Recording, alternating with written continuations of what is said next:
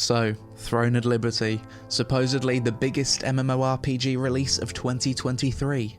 A game that's been in development for 12 years. A game that almost everyone was looking at as a competitor to Black Desert Online, soon to be published by Amazon Game Studios. A game that after I saw the initial trailer, decided to make a video about it with the title, "This Game Will End BDO."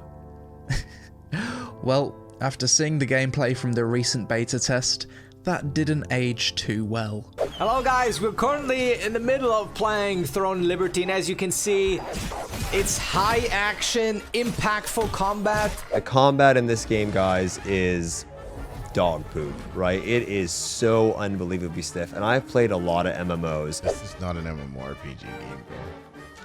There's no fucking way we hyped this shit up for months. It's really just a bummer. That's what it comes down to. I'm so bummed. If combat and gameplay is so easy that autoplay could do it, why does it even exist anyway? What am I? What? Okay, so it's clear to say that Throne and Liberty isn't exactly the action combat PC MMO we was expecting, and whoever did the marketing material for this game did a great job of misleading pretty much everyone. But does the game actually have any redeeming qualities? Is it actually as bad as people say, or are we collectively just having an emotional reaction because we expected one thing and got another? In this video, we'll discuss all of that, but first, sponsor. King Arthur Legends Rise is a squad RPG game that's truly cross-platform and cross-progression on Android, iOS, and Steam, meaning you can pick up the game on your PC wherever you left off on your phone and vice versa.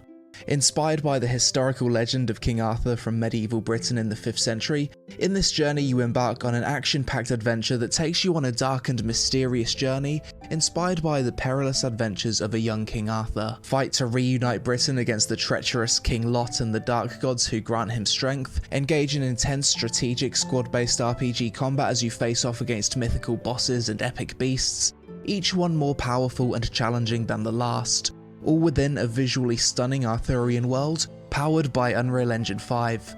Pre-register now with the link below to earn epic rewards such as gold, orbs, summons, and even legendary heroes for the worldwide launch. In the meantime, you can play the open beta starting on June 29th.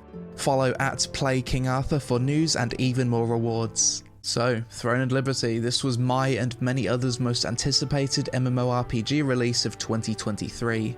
This is a game that's basically been in development for 12 years. It started out as Lineage Eternal, then it was reworked as Project TL in Unreal Engine 4, then it was unveiled as Throne and Liberty in 2022, and appeared to be a third-person PC-focused MMO with action combat. Unfortunately, it turns out all of the marketing material for this game was incredibly misleading, and the game is basically another typical mobile-focused MMO, with mobile monetization and mobile autoplay combat that's basically cross-platform on PC and console for the sake of reaching a larger audience. If you, like many others, thought this game was NCSoft's answer to Black Desert Online and a PC-focused MMO though, you can forgive yourself, because based on how the devs were describing this game in an interview only 5 months ago, there's no wonder why people thought this game was something else. Here's a few quotes. "The most suitable platforms for TL are, in my opinion, PC and console. The added value and emotions of an MMO that cannot be experienced on mobile really come to life on PC and console. From the get-go, TL was developed to suit both PC and consoles. TL offers a unique UI and UX depending on the type of device. Streaming is also possible on mobile." The way they've been speaking about this game made it sound like mobile was simply an afterthought, but that's clearly not the case, because to launch the game you need to use NCSoft's mobile platform called Purple, which hosts titles such as Lineage 2M, Lineage M, Trickster M, Blade and Soul 2, and Lineage W, all pay-to-win mobile autoplay games that nobody really cares about, not a single PC-focused game to be seen. At this point, you're probably asking yourself why. Why would NCSoft try to make Throne and Liberty seem like a true PC game? Why would they design an MMORPG with a combat system that's 20 years old to release in 2023? And as usual when it comes to publicly traded gaming companies, the answer is money. The fact is, it doesn't matter that NCSoft have disappointed the vast majority of the MMO audience who aren't Lineage 2 players, because this company understands that you don't need to make a good game to make a shit ton of money. Just look at how much money their mobile games have made. All of them look like shit, and you've probably never heard of them. Lineage M has made $4.23 billion and looks like this.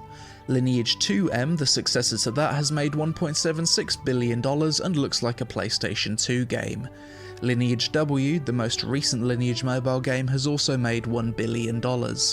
Just for reference, Guild Wars 2, a critically acclaimed PC MMO that's realistically getting into every top 10 best MMORPGs list, only just exceeded $700 million in total revenue in 2023 after being out for over 10 years. Black Desert Online, a heavily monetized PC MMO, took 5 years to make $1.7 billion. And here's NCSoft's Q1 2023 earnings breakdown.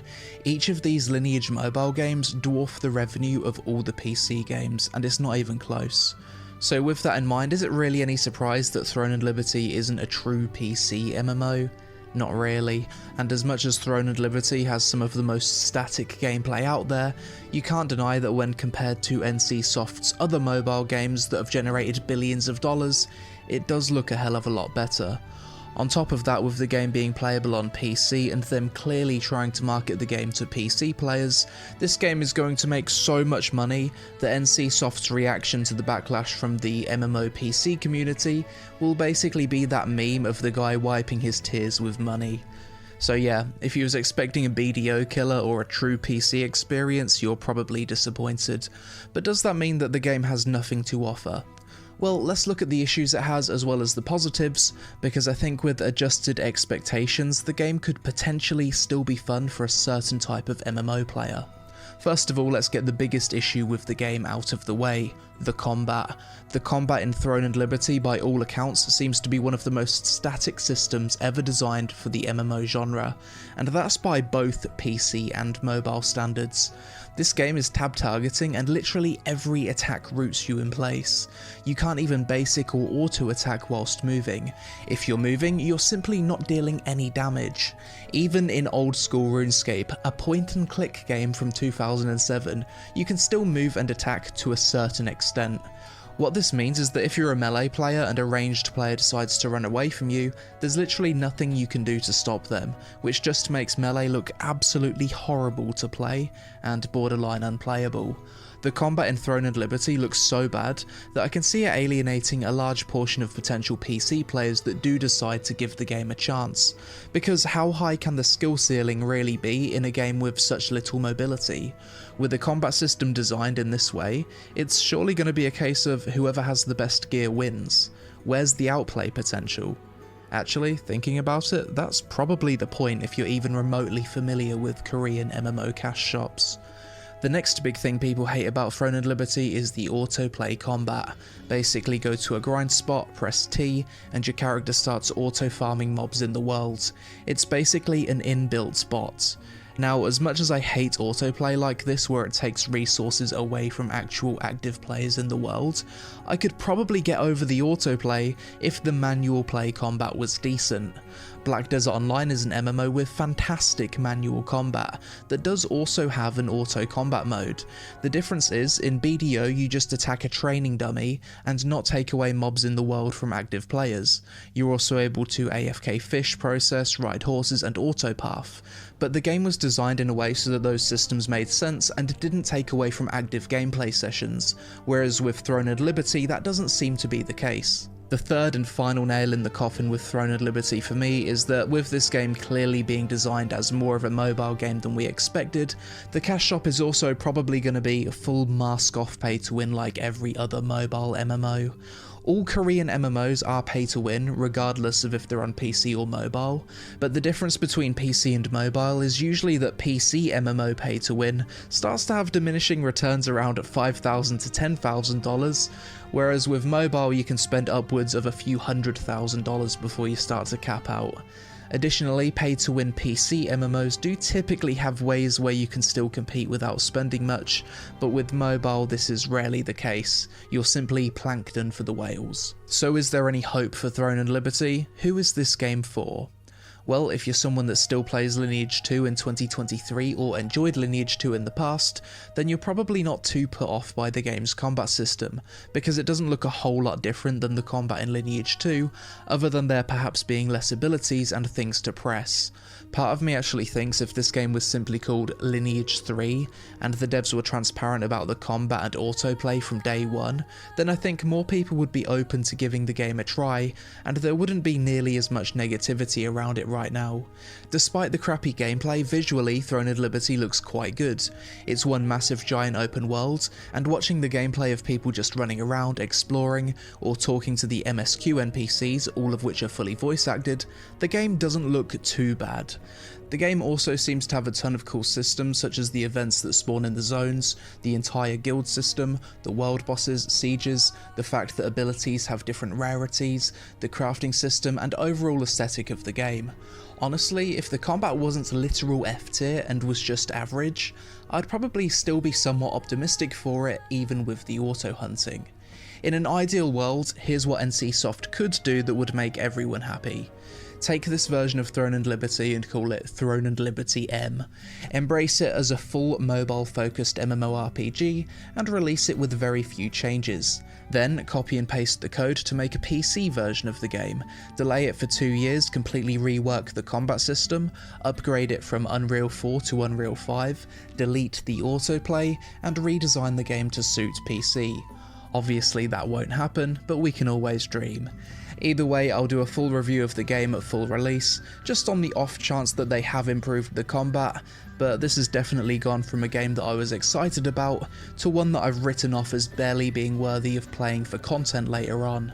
The purpose of this video was basically to tell you to adjust your expectations for this game, in case you haven't been keeping up with the beta tests.